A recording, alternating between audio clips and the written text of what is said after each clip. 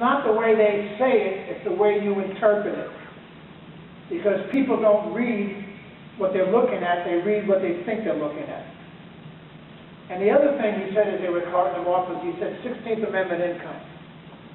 Believe me, it took me 2 years. And I've had a lot of discussions with people over this, and in the beginning I've lost a lot of friends over this, and family members too. Walked away from you, you're crazy, you're going to jail. Why? Look at what the 16th Amendment says. The Congress shall have the power to lay and collect taxes on income from whatever source derived, and without apportionment, this stuff doesn't make any difference. It's the beginning there. Congress shall have the power to lay and collect taxes on income from whatever source derived. And the first thing that should hit you right away, like a ton of bricks, is the verb is in the wrong place, is it? I mean, this was 1913, but they didn't say, to my horse, the saddle I will hitch. They didn't say, to the store I will go. They didn't put their verb at the end then. Why do we do it here? To confuse you. Because if you put the verb in the right place, in the amendment, right? But this is what you're going to learn tonight. Knowledge will set you free, whether or not you own you or the government owns you. It's really important that you figure that out, because it's going to determine where America is going. You've heard this your whole life, right? America's the land of the free. It's never been France or England or Germany or Spain or any other country where you've ever associated that term, land of the free. You've only heard it here in America. So if America is the only land of the free, tell me, what is free? Anybody, unless you've heard me tell you before? Anybody new want to take a stab?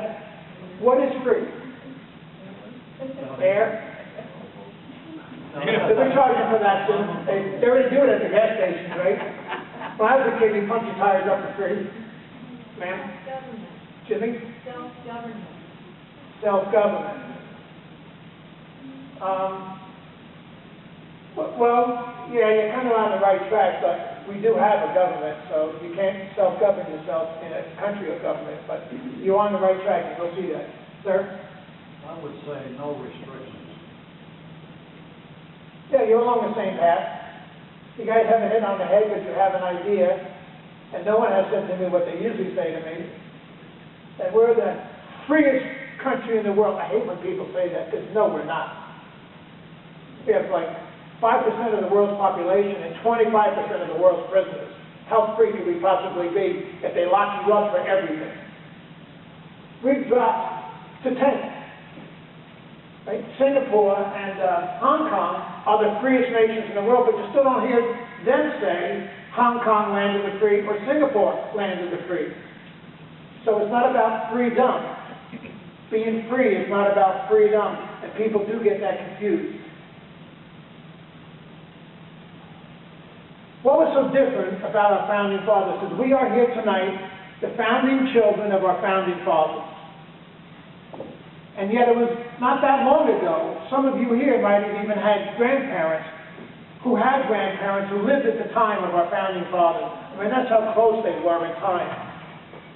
But yet there was something that was so radically different about people then than people today.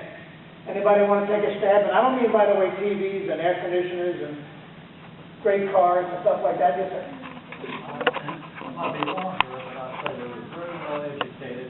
They knew the restrictions they had in England, and they wanted a totally different government, more or less on the lines of Rome. I mean, Elizabeth and Rome. Well, yes, but that's the same as us today. We're no different today. We're educated. We want a different government than what we have up there.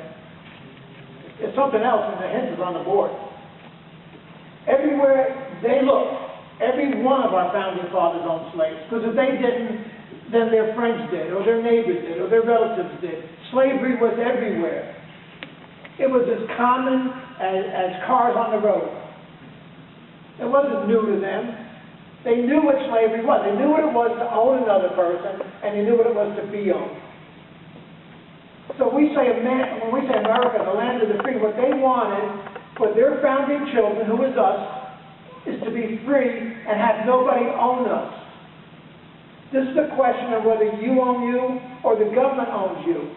We're the only country in the world where the government does not own us, because we're the only country in the world that defeated the sitting king and wrote our own constitution. And we now have Washington trying to rewrite it for us, and we're saying, okay, yeah, go ahead, rewrite it for us. We don't have a problem with that. Well, I do.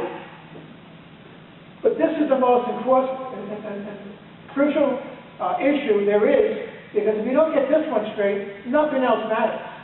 There won't be a tomorrow. You won't have a chance to talk about every other issue, because this is the one we're going to sink or swim on, because we're in serious trouble. Does everybody agree with that? Yeah. Amen. We're not only heading for the physical cliff, they're not even letting up off the gas, are they? They're not even touching the brakes. I like to tell people, this reminds me of the one of how they catch monkeys, right? This is so cool, because every time I think of the federal government, I think about how they catch monkeys. Have you ever heard this one? They take like one of those jars that they have, the 5-gallon water jug, right? And they drop a peanut in the bottom. But the monkey reaches in, he grabs the peanut, and then he can't pull his arm back out, right? And you can walk right up to them and grab them, because they won't let go of the peanut, even though their life is in danger. Well, isn't that Washington, D.C.? They will not let go. Here we are on our way out, and they keep grabbing more and more. So yeah, America, the land of the free, means us. We are free. We own we. Oh, but turn back over. Just at the bottom. Back one. Back. Right, servitude. I like it. The state of being a slave or completely subject to someone more powerful. Completely subject to someone more powerful. And some of you think that that's the IRS. But the IRS only has the power that you give them, because they don't have it any other way. There's nothing in law that gives them the power. Only you give them the power by your yes, sir. Right away, sir. Can I send you in form, sir? Can I give you my money? Can I let you have part of my labor? So that's servitude. Whether you want to admit it or face it, that's exactly what it is. So what is money, anyway? Because this is another important issue. Well, we already know that Federal Reserve notes it's some money. How do we know this? Because when times get tough, who's going to take them from you? I mean, remember, because you don't remember, you weren't around then, but after the Civil War, on Monday you can go to the store and you can buy stuff with your Confederate money, and Tuesday, when Robert Lee signed gave up, you couldn't. That's how fast that paper disappears. And do not think that the Federal Reserve note is any different. I mean, yeah, there's a big difference, because the Confederacy was a small section of a new country, and the U.S. Federal Reserve notes are the world currency. So there's that difference. But still, they're worth only what people think they're worth, what you're willing to trade for them.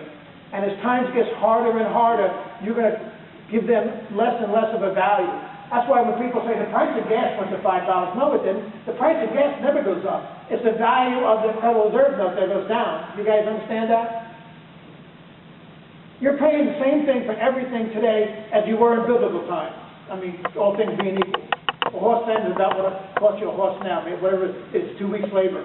2 weeks labor then, 2 weeks labor now. Or what they say is what you can buy with the Federal Reserve note in 1913 and what you can buy with it now. The value of it goes down. It's not the prices of commodities that go up. So what about gold and silver? If you can't trust paper, can you trust gold and silver? Well, it's a little bit better, because at least it has intrinsic value, right? I mean, we like that stuff. I do. It's shiny. It feels good.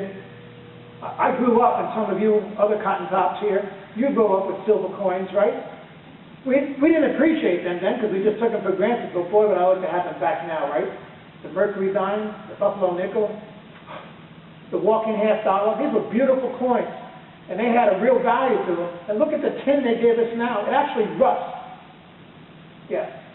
So, anyway, gold and silver has some intrinsic value, but still it depends on how bad times get, whether you're willing to trade your sack of potatoes for somebody's gold or silver if food is really scarce. What about chickens? I love this one, because I heard this growing up, during the Depression, they used chickens. You paid the doctor with a chicken, right? I thought that was some kind of expression, but no, they really did. And you know what? Chickens is money. It's probably more money than anything else.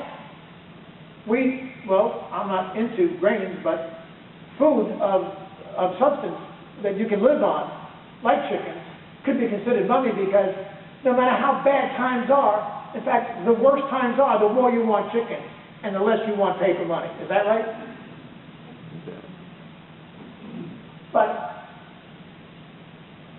if paper notes is not money, and gold and silver only represents money, and food and potatoes actually are only accepted as money, still not money, what then is money? Is labor money? Yeah, it's exactly what it is. If you study go back 500 years, when they had the plague, and whole towns would die off. It was mostly, obviously, the poor people that died off, because they were all huddled and cramped in the middle of town, and sewage and all the other things where the bubonic spread real easily. And of course, the wealthier people living out in town, like Holiday, where the air was a little bit cleaner, and they weren't coming down and they weren't dying as quickly as the people in town. But what happens when the sun came out and everybody started to recover? Half the townspeople were gone. I mean, we lost a third to a half of the population. But the people the wealthy people at that time, who owned these big farms, who owned these big castles, they didn't have any help, because all their help had died off. For the first time in their lives, here are the wealthy people, the elite of those times. They were out working their own fields, because there wasn't anybody around.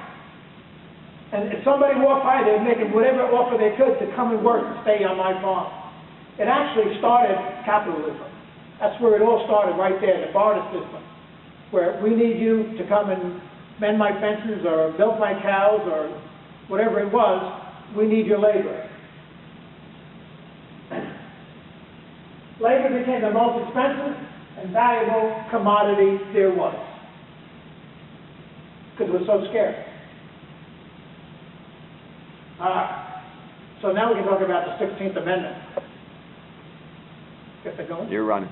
Okay. 16th Amendment. Now you think of First Amendment, the Second Amendment, I know you guys were just talking about that. 10th Amendment's a good one. There's a lot of good amendments. Fourth and Fifth Amendment. How many times do you think about the 16th Amendment? But this is the IRS law. This is, and I'm not weak, by the way, this is heavy. This is the IRS code book. It's not the IRS law book, it's the IRS code book. 15 years ago, I started with a bunch of other patriots. We knew there was something wrong, and everybody had a different take on what was wrong and why we didn't know a tax. And one by one, everyone got carted off to jail, including a really good friend of mine, Erwin Schiff, and a lot of you know his son, Peter Schiff. And Erwin Schiff taught me a couple of things, and when they arrested him, I thought for sure, aha, we got the federal government exactly where we want. We're going to go into court, and he's going to prove that he doesn't owe an income tax. And this whole thing will be over. And when they carted him off to jail, I thought, wow,